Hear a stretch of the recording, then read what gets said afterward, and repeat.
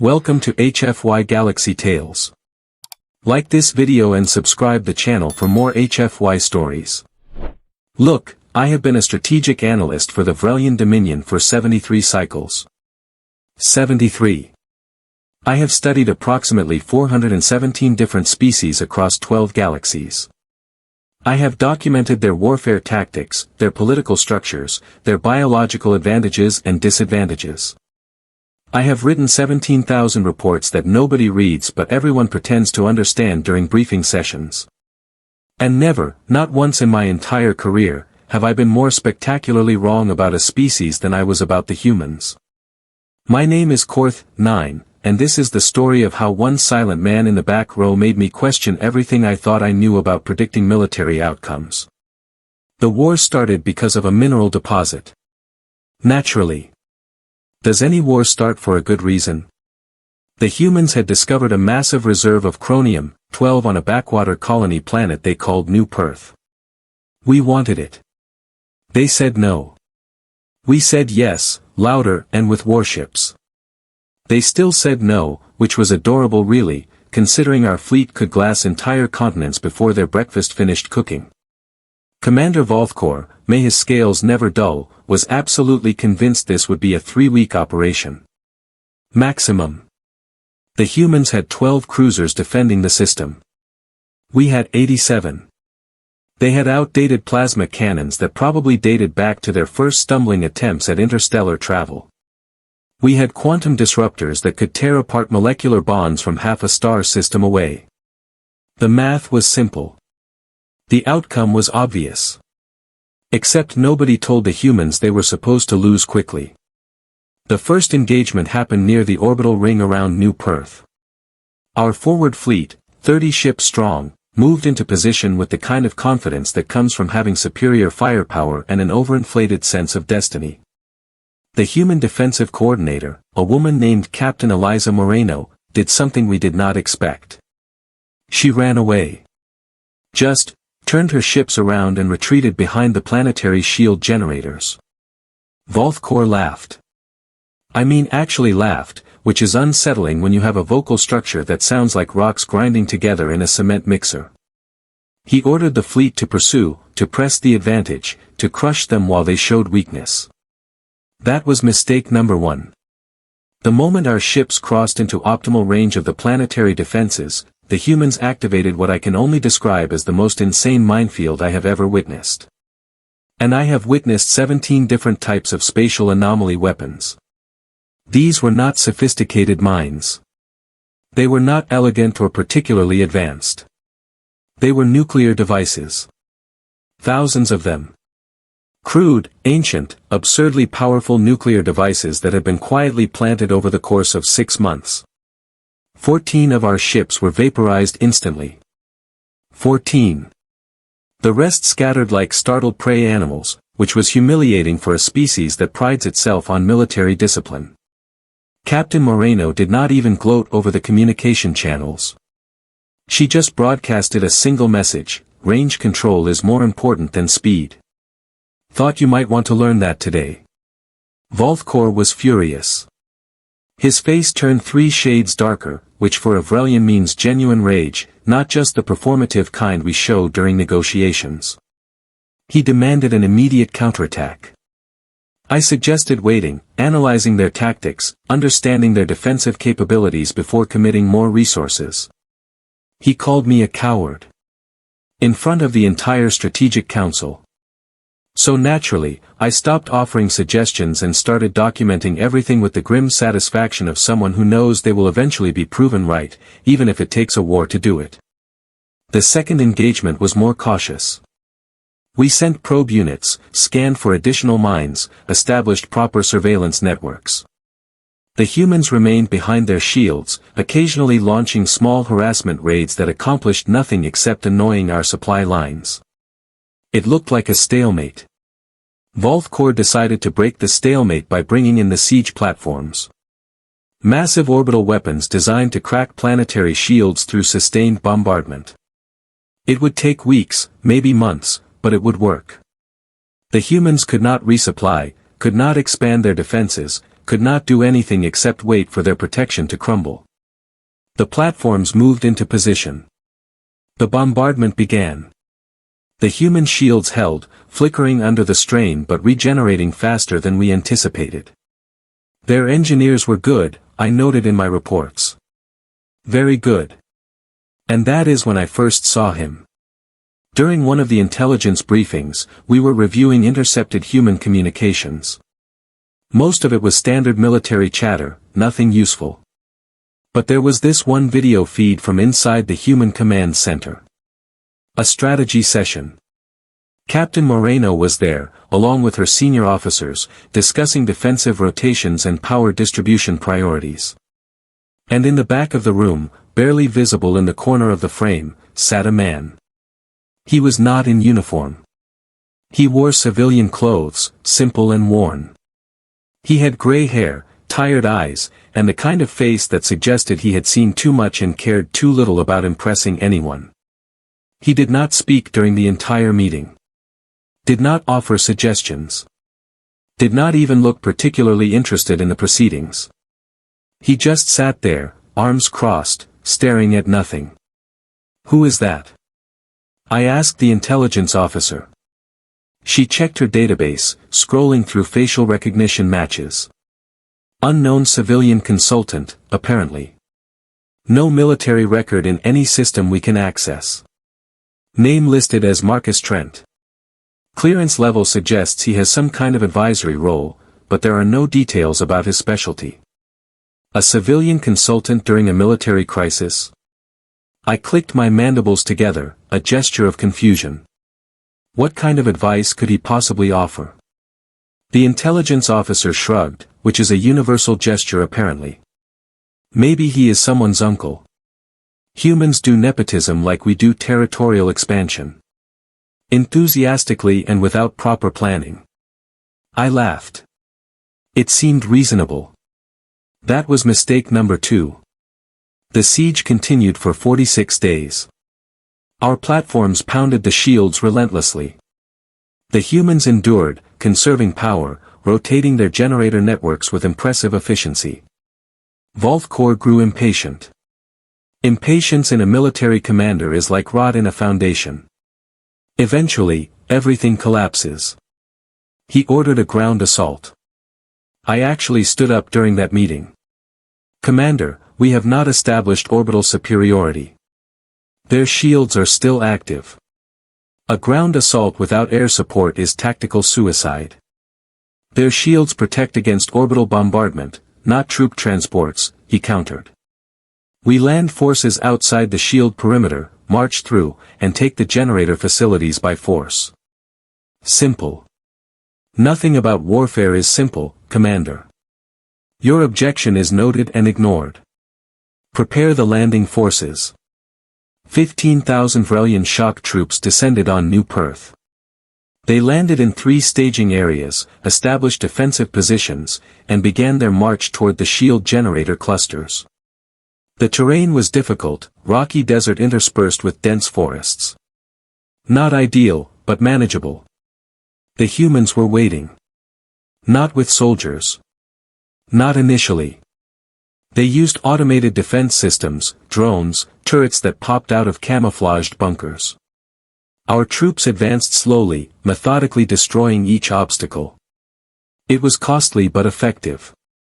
After 3 days, they reached the outer perimeter of the first generator facility. That was when the human soldiers appeared.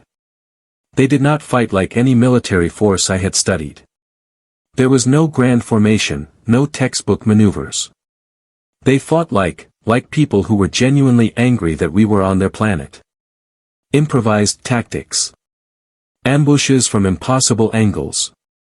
Traps that used local wildlife, local weather patterns, local geography in ways our simulations never predicted. One unit reported being attacked by what they described as explosive fauna. Turns out the humans had trained local predators, pack hunters similar to Earth wolves, to carry proximity mines and charge Vrellian positions.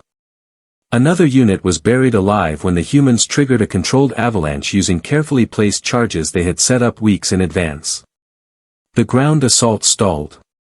Then it collapsed. Out of 15,000 troops, less than 3,000 made it back to the landing zones. Volthkor stopped talking during meetings after that. Just stared at tactical displays with the kind of intensity that suggested he was trying to will victory into existence through sheer mental effort. And I kept seeing that man. Marcus Trent. In the background of intercepted communications. Always sitting. Always silent. Always watching with those tired, knowing eyes. During one particular intercept, Captain Moreno was arguing with her logistics officer about ammunition supplies. They were running low on everything, and morale was starting to fracture. The conversation was tense, almost desperate. And then Marcus Trent spoke. It was the first time I heard his voice. Quiet, gravelly, completely calm. You are thinking about this wrong. Everyone in the room turned to look at him. We do not need to outlast their supplies, he continued. We need to make them regret bringing supplies in the first place. Meaning what, exactly? Captain Moreno asked. Meaning their logistics chain is 9 star systems long. That is 9 opportunities for things to go wrong. And things should definitely start going wrong. The communication cut off after that, but I felt something cold settle into my central nervous cluster. This man was not talking about defense anymore. He was talking about offense. Strategic offense. The kind that targets infrastructure, not soldiers. I tried to warn Volthkor. I really did. I compiled reports showing anomalous activity in our supply routes. Unexplained delays. Minor malfunctions in cargo vessels.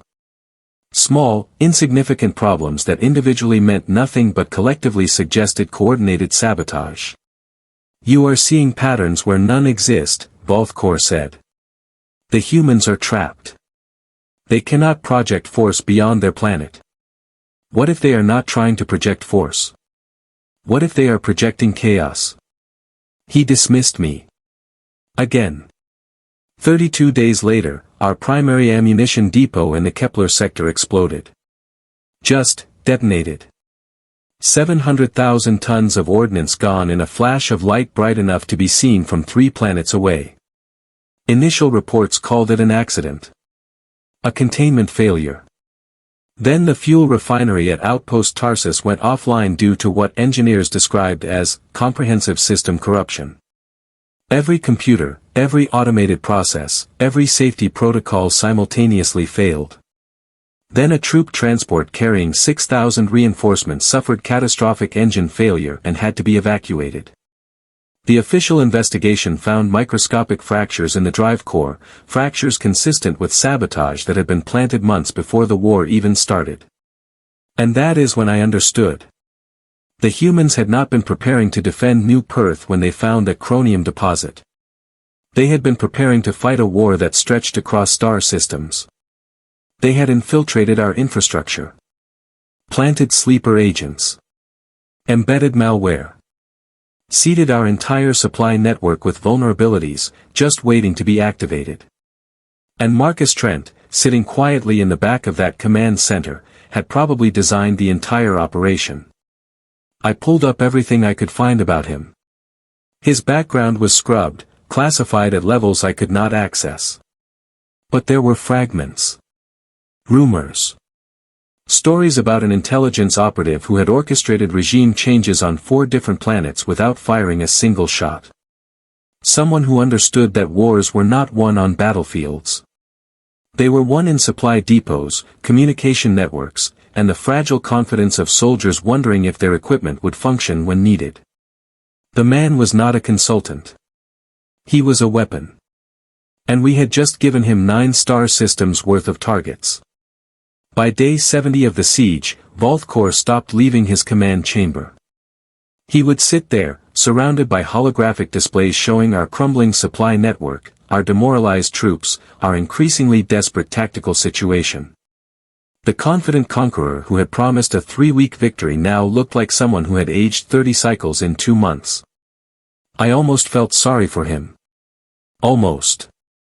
They are just humans, he kept muttering. Technologically inferior. Numerically disadvantaged. We have every advantage. Except one, I said quietly. He glared at me with those reptilian eyes that used to intimidate junior officers into silence. They did not work on me anymore. Not after I had been right about literally everything and ignored every single time. What advantage, he hissed. They actually want to win. We just wanted their resources. There is a difference, Commander. A significant one. He did not respond. What could he say? Our casualty reports spoke for themselves. 8,000 dead. 15,000 wounded. 23 ships damaged or destroyed. And we had not gained a single meter of territory on New Perth. Not one. Meanwhile, our supply crisis had evolved from concerning to catastrophic. Replacement parts were taking 4 times longer to arrive. Medical supplies were being diverted due to transportation issues that nobody could adequately explain. Even basic rations were becoming scarce because 3 different agricultural processing stations had experienced mysterious contamination events. The Dominion High Command started asking uncomfortable questions. Questions like, why is this taking so long, and, should we consider withdrawal, and my personal favorite, did we perhaps miscalculate the strategic value of this engagement? Politicians. They never want to use the word failure when miscalculation sounds so much more forgivable. I was reviewing intelligence reports when the next intercepted communication came through. Another strategy meeting in the Human Command Center. Captain Moreno looked exhausted but determined. Her officers were proposing various defensive upgrades, ways to extend their shield duration, optimize their remaining resources. And then Marcus Trent stood up. I actually leaned forward in my seat. In 70 days of intercepted footage, I had never seen him stand. He walked to the front of the room with the kind of casual confidence that made everyone else instinctively quiet down. We have defended long enough, he said. Time to remind them why attacking humans is traditionally considered a bad idea. One of the officers, a young man who looked barely old enough to understand what war actually meant, raised his hand nervously. Sir, we are still outnumbered. Outgunned. Our offensive capabilities are minimal compared to theirs. Marcus smiled. Not a pleasant smile.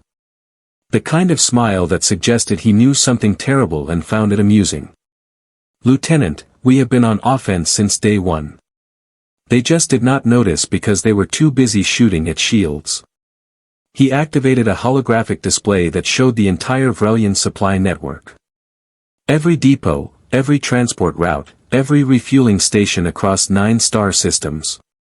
And each one was marked with a small red indicator. These are compromised, Marcus said simply. Every single one. We have had assets in place for 11 months. Waiting. Preparing. The Dominion thought they were building a supply chain. They were actually assembling a very expensive house of cards. Captain Moreno stared at the display. You want to collapse the entire network simultaneously? I want to make them understand that coming here cost more than chromium. It cost them their logistical integrity for this entire sector. When we activate the final protocols, their fleet will have approximately 4 days of operational capacity before they run out of everything that matters. Food. Fuel. Ammunition. Hope. That will strand 80,000 Vrellian personnel, another officer said. They will have no choice but to surrender or starve. Correct. Marcus looked at each person in the room. War is not about being nice. It is about making the enemy regret their decisions so thoroughly that they never make them again. We did not start this fight. But we are absolutely going to finish it in a way they remember for generations. The communication ended. I sat in silence for approximately 7 minutes. Just processing. Understanding. Realizing the full scope of what this unassuming gray-haired man had engineered. He had turned our invasion into a trap. The moment we committed our fleet, our troops, our resources to taking New Perth, we had walked into a scenario where our own supply infrastructure became a weapon pointed at our heads. I immediately requested an emergency meeting with Volthcor. "We need to withdraw," I said without preamble. "Right now. Before they activate whatever they have planted in our systems." "Withdraw?" He looked at me like I had suggested ritualistic suicide. "After everything we have invested? After the casualties we have taken? High Command would have me executed for cowardice. They will have you executed for incompetence if you lose the entire fleet." I pulled up my analysis, the data I had been compiling for weeks. "Commander, listen to me for once in your stubborn life. The humans have compromised our logistics. All of it. If they trigger a simultaneous collapse, we will be stranded here with no resupply, no reinforcements, no way home except begging for mercy." "You are speculating. You have no concrete proof they can actually do this." "I have pattern analysis that shows systematic infiltration across 8 separate military installations. I have malware signatures that match each other despite being discovered light years apart. I have fuel contamination reports that are chemically identical from 3 different refineries. Commander, the proof is screaming at you." He stood up, drawing himself to full height, which for a Vrellian means approximately 8 feet of muscle and scales and barely contained violence. "We do not retreat from inferior species. We do not surrender to primates who barely achieved faster-than-light travel a century ago. We will adapt. We will overcome. We will win because that is what the Dominion does." I looked at him. Really looked. And I saw what I should have recognized months ago. Pride. Not strategy. Not tactical thinking. Just pure, undiluted pride wrapped in military doctrine and species superiority. "Then you will lose," I said quietly. "And I will make sure my reports clearly indicate that I warned you." Repeatedly. With data. I left his command chamber and went directly to my personal quarters. Started backing up my files. Preparing my resignation. A good analyst knows when to document the disaster and when to abandon the sinking vessel. 3 days later, it happened. Every Vrellian supply depot in the sector experienced simultaneous catastrophic failures. Not explosions, which would have been obvious sabotage. No, these were system collapses. Computer networks that controlled everything from temperature regulation to inventory management just stopped working. Simultaneously. Across 9 star systems. Food stores spoiled because refrigeration failed. Fuel became contaminated because purification systems went offline. Ammunition became unstable because environmental controls could not maintain proper storage conditions. Medical supplies were rendered useless because tracking databases corrupted and nobody knew what was safe versus expired. Our fleet around New Perth suddenly found itself with 4 days of operational supplies and no clear path to getting more. Volthcor tried to maintain order. Tried to organize emergency rationing. Tried to establish manual control over automated systems. But the humans had been thorough. Terrifyingly thorough. Every backup system had a backup failure mode. Every contingency had been anticipated and neutralized. And then Marcus Trent sent a message. It was broadcast on all frequencies, impossible to ignore or block. The man himself appeared on every view screen in our fleet. Still wearing those simple civilian clothes. Still looking tired. But now there was something else in his expression. Satisfaction, maybe. Or just the grim contentment of someone who had done an unpleasant job extremely well. "Commander Volthcor," he said. "My name is Marcus Trent. You do not know me, which is exactly how I prefer it.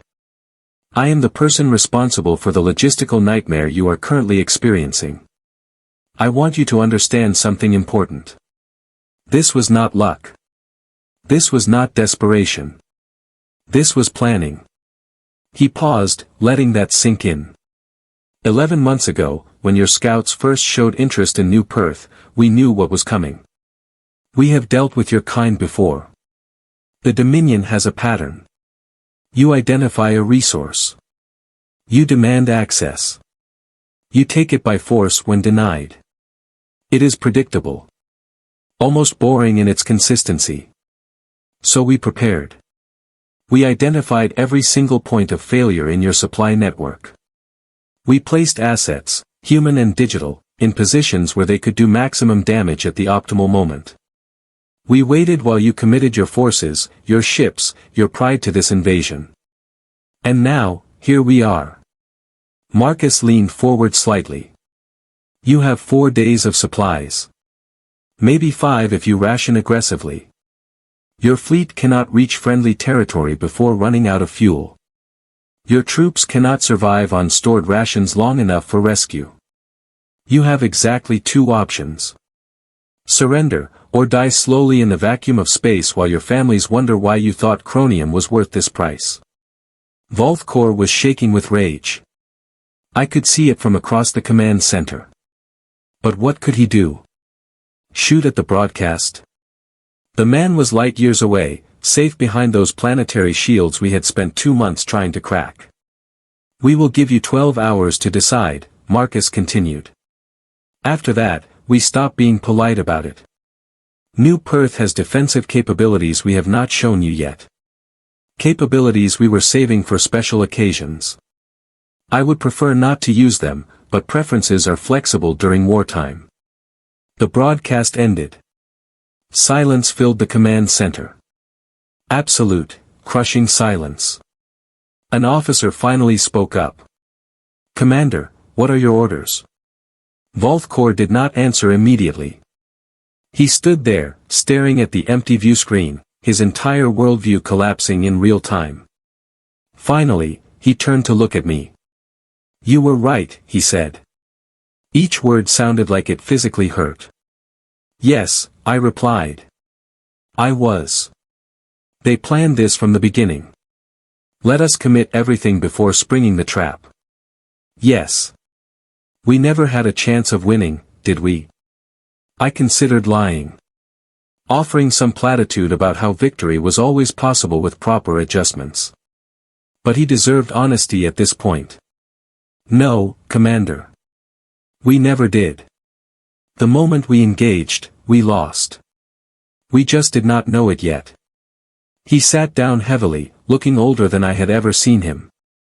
Prepare surrender terms. The formal capitulation took 6 hours to negotiate. The humans were surprisingly reasonable, considering they had us completely at their mercy. They provided fuel and supplies for our retreat. Offered medical assistance for our wounded. Even returned our captured personnel without demanding ransom. But they kept the chromium. Obviously. And they made us broadcast a public statement acknowledging that the Dominion had attempted illegal seizure of sovereign human territory and been decisively defeated. That message was transmitted across every communication network in 12 galaxies. The humiliation was complete. As our fleet prepared for the long, embarrassing flight home, I found myself watching footage of Marcus Trent one last time. He was back in that command center, sitting in his usual spot at the back of the room. Someone asked him how it felt to orchestrate the defeat of an entire invasion force. He shrugged. Felt like work. Necessary work, but still just work. Are you worried about retaliation? The Dominion might come back. Let them, Marcus said quietly. They will find more of us sitting at the back. Watching. Waiting. Planning. That is what humans do best. We adapt. We prepare. We make sure that anyone who underestimates us regrets it thoroughly. He stood up and walked out of frame, just another tired civilian heading home after a long day. But I knew better now. I finally understood what I should have recognized from the beginning. That man sitting quietly at the back was never just an observer. He was a warning. A reminder that humans do not just fight wars. They architect them. Engineer them. Turn them into elaborate traps that close around you while you congratulate yourself on your superiority. My report to High Command was 1,700 pages long. Detailed analysis. Tactical breakdowns. Recommendations for future engagements with human forces. The summary was much shorter. Do not fight humans unless absolutely necessary. And if it becomes necessary, do not assume victory just because you have bigger ships. Because somewhere in a back room, a tired human with gray hair and knowing eyes is probably planning how to turn your advantages into liabilities. The Dominion learned that lesson the expensive way. I hope we remember it. Because Marcus Trent is still out there. Still sitting at the back. Still watching. And I genuinely fear what will happen if we ever make him stand up again.